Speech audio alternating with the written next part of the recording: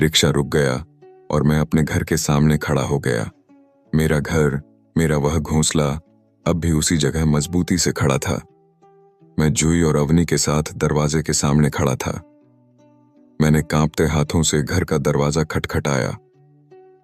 मुझे याद है कि मैंने जूही का हाथ बहुत कसकर पकड़ा था।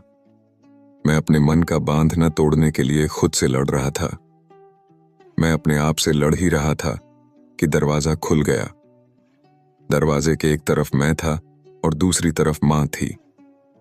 एक पल के लिए तो उसे विश्वास ही नहीं हुआ कि मैं सचमुच उसके सामने खड़ा हूं, लेकिन उसे जल्द ही एहसास हुआ कि यह कोई सपना नहीं था। उसका बेटा सच में उसके सामने खड़ा था और उसके धैर्य का बांध टूट गया। वह मुझसे लिपट कर दरवाजे पर रोने लगी। अब मैं खुद को खो रहा था। मेरी भावनाएं टूट गईं और मेरी आंखों से खुशी और प्यार के आंसू बहने लगे। मैं अभी भी अपनी मां की कांपती हथेलियां मेरी पीठ पर महसूस कर सकता था। थोड़ी देर बाद मैं मां को शांत कराने लगा। मैंने जूही और अवनी का उससे परिचय कराया। मां ने जूही को आशीर्वाद दिया और अवनी को उठाकर उसको चूमा। मां हमें घर के अंदर ले गईं। घर का हर कोना वैसा ही था जैसा 15 साल पहले था। हर सामान एक वैसा ही था। पूरे घर में मुझे अपना बचपन नजर आ रहा था। मैं सबसे पहले बाबा के कमरे में गया।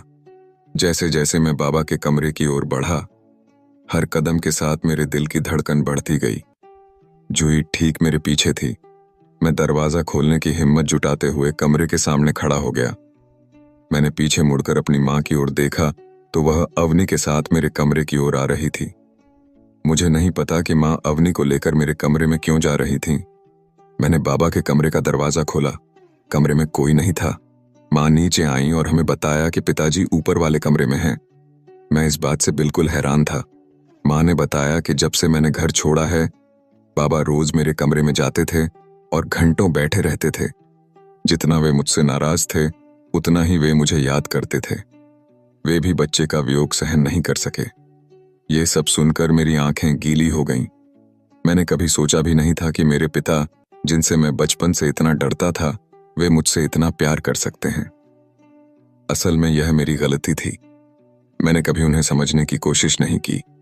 मैं ऊपर वाले कमरे में भाग गया। बाबा बिस्तर पर बैठे अवनी के साथ खेल रहे थे। बाबा के चेहरे पर बुढ़ापे के निशान साफ नजर आ रहे थे। मैं सीधा उनके पास गया और उन्हें गले लगा लिया।